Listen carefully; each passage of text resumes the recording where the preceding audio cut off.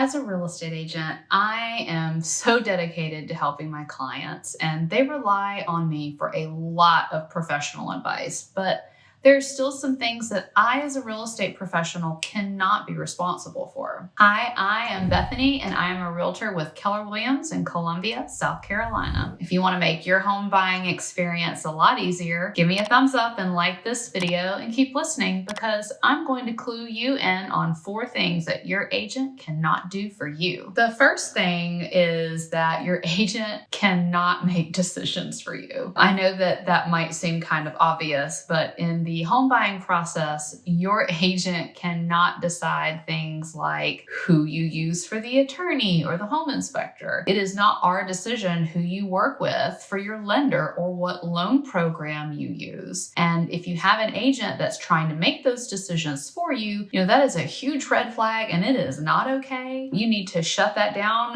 right now, and you need to be very firm in that respect. You, as the client, are the decision maker in all things, and we are there to advise and inform and educate you, show you what your options are so that you can make the decision that's right for you. And then our job is to go and implement that decision that you've made with your knowledge and with your permission. The second thing that we as agents cannot do, just understand that we cannot force the seller to do something. When we try to negotiate things, we have no control over the other party, whether it's the seller or the listing agent. They are going to do what they want to do. We can be a great negotiator, and the seller could be completely crazy. Or maybe the listing agent is not a good negotiator and they're not able to really communicate well with their client. So we just don't have control over how the seller reacts or whether they do or do not agree to do something for you, especially if a seller did agree to something in writing and then they change their mind and don't do it. For example, maybe they said they would, have the home professionally cleaned, and you get there on your final walkthrough and it wasn't done. I, as an agent, I cannot force that seller to come back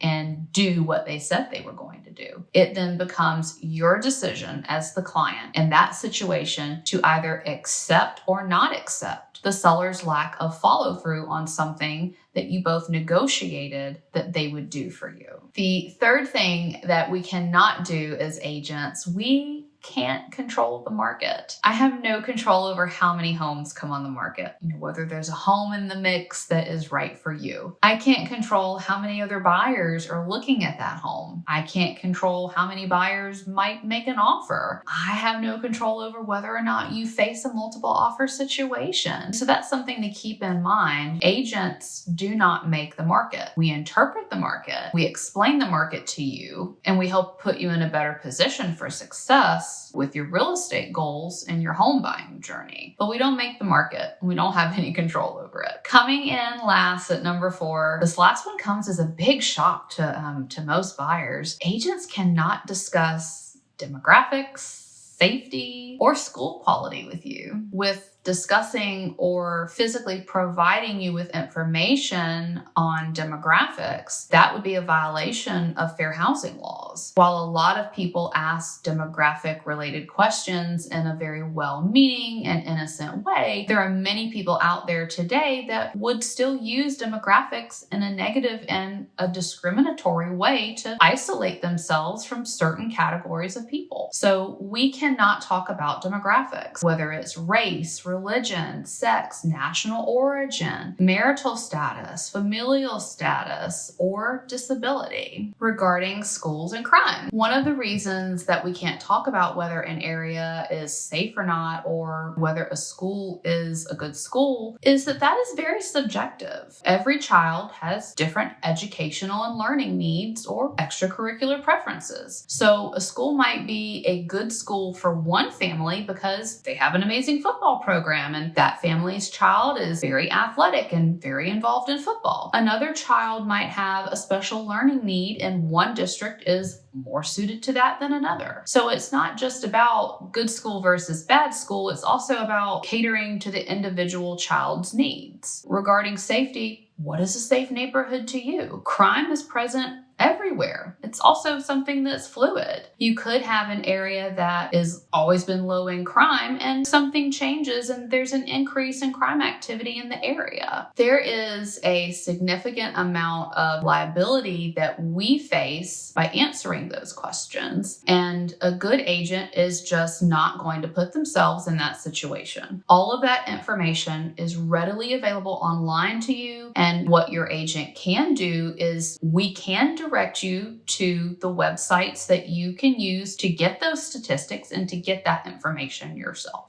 I'm Bethany, and I sell real estate in Columbia, South Carolina. I love working with buyers, especially first-time buyers, which is why I provide home buyer education on this channel. I would love to make your home buying journey a lot easier, whether you are buying your first home or you're looking to make a move to the Columbia area. Links are in the description below for how I can help. Thanks for stopping by and listening.